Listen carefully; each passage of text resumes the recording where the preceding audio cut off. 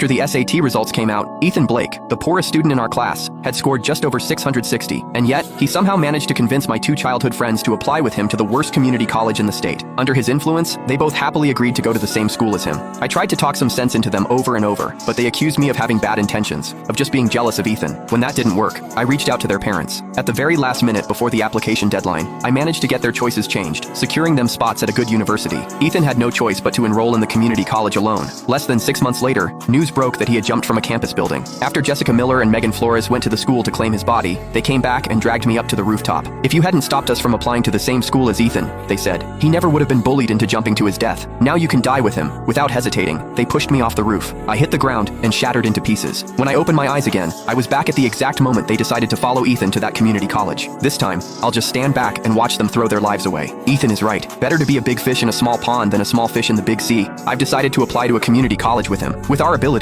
even at a community college, we'll still be the standout figures. Seeing Jessica and Megan agree to go with him, Ethan's face lit up with joy. Then he turned his gaze toward me. Ryan, you should come with us too. The four of us have always been a team. I really don't want to be separated from you all. Looking at the three familiar faces before me, it hit me all at once. I had been reborn. I had returned to the moment right after the SAT scores were released. Jessica, Megan, and I had all scored above 1,400, more than enough to get into top universities in the country. But Ethan, the poor student who had only scored a little over 660, had somehow managed to persuade us to follow him to a community college instead. This time, if they wanted to go, they could go. I wouldn't waste a single word trying to stop them again. I stood up immediately. Choosing a college is a major decision. I'm going home to discuss it with my parents before I fill out my application. Ethan's expression instantly turned pitiful. Ryan, do you not want to stay with us anymore? I had already seen through his manipulative act in my previous life. I had no intention of getting tangled up with him any further. In this life, I just wanted to stay far away from these three unhinged people and live in peace. I turned to leave and started packing my things, but Jessica and Megan blocked my way. Ryan Jenkins, what's that supposed to mean? Ethan made a kind suggestion. Are you going or not? Give us a straight answer. We don't have time to wait for you. You're already 18. Can't you make up your own mind? Where you go to college? Don't you even know that yourself? Looking at them, the vicious expressions from my previous life suddenly flashed in my mind. The moment they had shoved me off a 36-story building, a chill ran down my spine. If that's how it is, then I'll be blunt. My first choice will definitely be Horvarde or Stanford University. As for that no-name community college, you can go ahead and attend it yourselves. The moment my words fell,